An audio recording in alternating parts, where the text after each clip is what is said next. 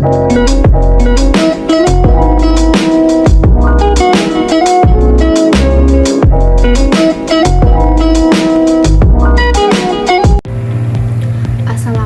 warahmatullahi wabarakatuh. Halo semua, perkenalkan nama saya Wicitra Tapanesti, kelas 11 AKG di SMK Negeri 2 Semarang. Di sini saya akan menjelaskan materi tentang ekonomi syariah. Yang pertama, pengertian hukum ekonomi syariah. Kata hukum yang dikenal dalam bahasa Indonesia berasal dari bahasa Arab. Hukumnya berarti putusan atau ketetapan. Dalam ensiklopedia hukum Islam, hukum berarti penetapan sesuatu atau meniadakannya, sebagaimana telah disebut di atas bahwa kajian ilmu ekonomi Islam terikat dengan nilai-nilai Islam, atau dalam istilah sehari-hari terikat dengan ketentuan halal haram. Sementara persoalan halal haram merupakan salah satu lingkup kajian hukum, maka hal tersebut menunjukkan keterkaitan yang erat antara hukum ekonomi dan syariah. Untuk memperjelas pengertian tentang ekonomi Islam, di sini saya akan memberikan satu definisi yang disebutkan oleh pakar tentang ekonomi Islam. Yang dimaksud dengan ekonomi Islam, Abdul Muin Al-Jannah adalah kumpulan dasar-dasar undang-undang ekonomi yang terdiri dari Al-Quran, Al-Karim, dan As-Sunnah. Selanjutnya, B, yaitu dasar hukum ekonomi syariah atau ekonomi Islam. Yang pertama, landasan syariah, bagian yang tetap atau sabit yang berhubungan dengan prinsip-prinsip dan dasar ekonomi Islam yang dibawa oleh nas Al-Quran dan Sunnah yang harus dipedomi oleh setiap kaum muslim di setiap tempat dan zaman. Yang termasuk bagian ini adalah A, yaitu dasar bahwa harta benda itu milik Allah dan manusia. Diserahi tugas untuk mengelolanya. Quran Surat An-An'am ayat 31. Walillahi ma fis samawati wa ma fil ardh, yang artinya dan hanya kepunyaan Allah apa yang ada di langit dan bumi. Yang B, dasar bahwa pengembangan ekonomi itu bersifat menyeluruh. Quran Surat Al-Jumu'ah ayat 10. Fa'iza qudiyatis salatu fantashiru fil ardi wabtaghu min fadlillahi wazkuru laha katsiran la'allakum tuflihun, yang artinya apabila telah ditunaikan sholat maka tebarkanlah kamu di muka bumi dan carilah karunia Allah dan ingatlah Allah banyak-banyak supaya kamu beruntung. Yang kedua, landasan konstitusional. Secara historis, judiris, kegiatan ekonomi syariah Indonesia khususnya diakui secara judiris sejak lahirnya UU nomor 7 tahun 1992 yang kemudian diubah menjadi UU nomor 10 tahun 1998 tentang perbankan. Selanjutnya pada tahun 2008 ditetapkanlah dua UU, yakni UU nomor 19 tahun 2008 dan tentang SBSN Surat Berharga Syariah Negara dan UU nomor 21 tahun 2008 tentang perbankan syariah.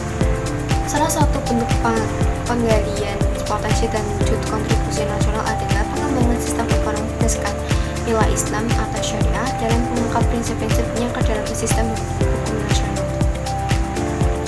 Selain itu, ada beberapa undang-undang yang mengatur tentang ekonomi syariah sebagai berikut.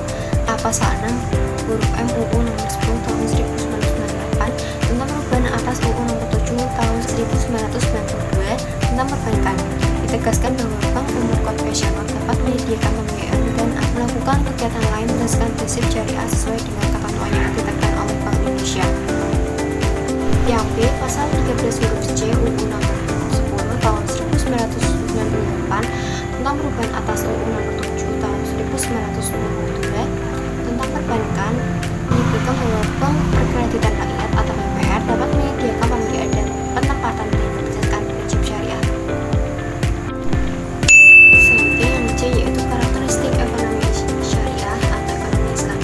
Yusuf Al-Qaradawi mengemukakan yang lebih utama yang terdapat dalam ekonomi Islam menjadi 4, yaitu 1. Istiqsyat Rabbani atau ekonomi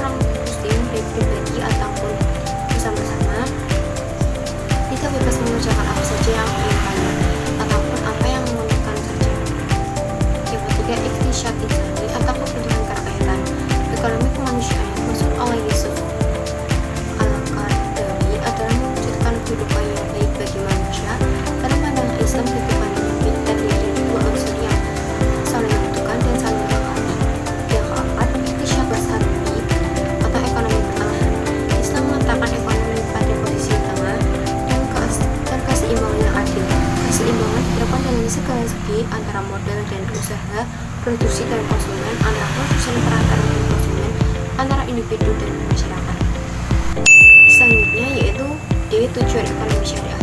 Tujuan ekonomi syariah ini tidak lepas dari tujuan utama kehidupan manusia, yakni menggapai kebahagiaan. Manusia akan memperoleh kebahagiaan ketika seluruh kebutuhan dan keinginannya terpenuhi, baik dalam aspek material maupun spiritual, dalam jangka pendek maupun jangka panjang. Secara umum, penerapan ekonomi syariah bertujuan untuk a. memulihkan syariat Islam dalam sistem ekonomi dalam suatu negara secara kokoh. Penerapan ini disebabkan sistem ekonomi Islam merupakan ulat nadi pembangunan masyarakat yang di dalamnya muncul karakter masyarakat yang bersifat spiritual dan material. B. Membebaskan masyarakat muslim dari belenggu barat yang menganut sistem ekonomi kapitalis dan timur yang menganut sistem ekonomi komunis, serta mengakhiri belakangan ekonomi masyarakat akan negara-negara muslim. Yang C. Menghidupkan nilai-nilai Islami dalam seluruh kehidupan ekonomi dan menyelamatkan moral umat dari materialisme, hedonisme. Selanjutnya yang E, yaitu asas atau prinsip ekonomi syariah.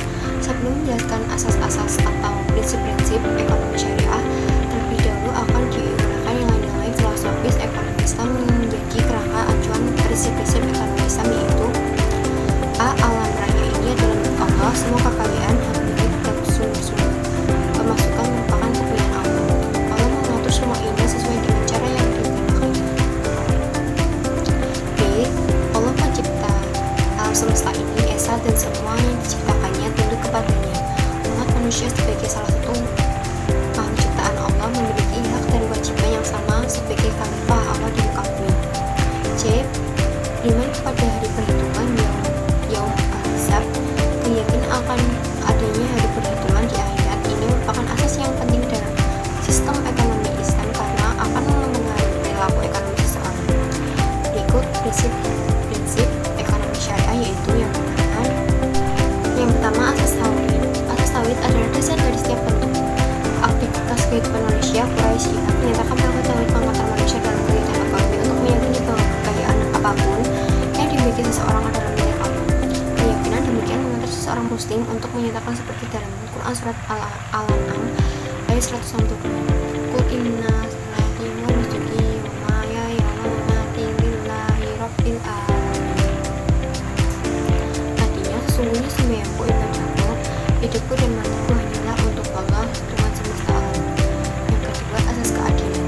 Di antara pesan-pesan Allah sebagai sumber hukum Islam adalah penegakan keadilan. Kata adil berasal dari kata Arab atau adil yang secara harfiah bermakna sama. Menurut Kamus Bahasa Indonesia, adil berarti sama, berat tidak berat sebelah, tidak memihak berpihak kepada yang benar dan sepatutnya. Implementasi keadilan dalam aktivitas ekonomi adalah berupa aturan prinsip interaksi maupun transaksi yang melarang adanya unsur A.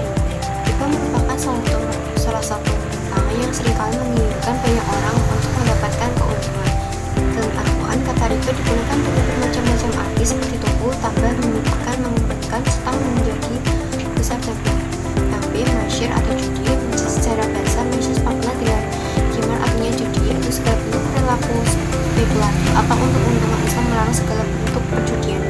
Larangan ini karena judi dengan segala bentuknya mengandung unsur spekulasi dan membawa pada kemudaratan yang sangat besar. Yang C. Gharar. Dalam istilah fiqh muamalah, gharar dapat memiliki konotasi beragam.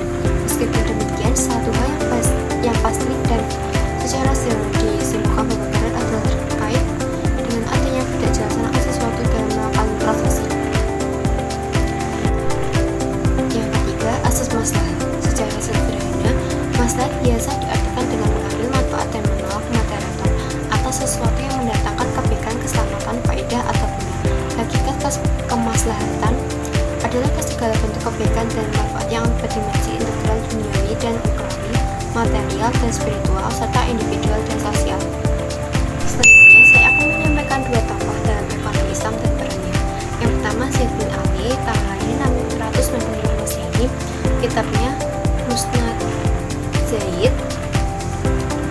Peran dalam ekonomi Islam yaitu mendorong keadilan sosial dan peran negara dalam distribusi kekayaan. Yang kedua, Abu Hanifah, lahir tahun 699 Masehi. Kitabnya Al-Fiqh Al-Akbar. Perannya pencetus sistem keunikan dalam ekonomi syariah. Sekian materi yang sudah saya sampaikan. Terima kasih. Wassalamualaikum warahmatullahi wabarakatuh.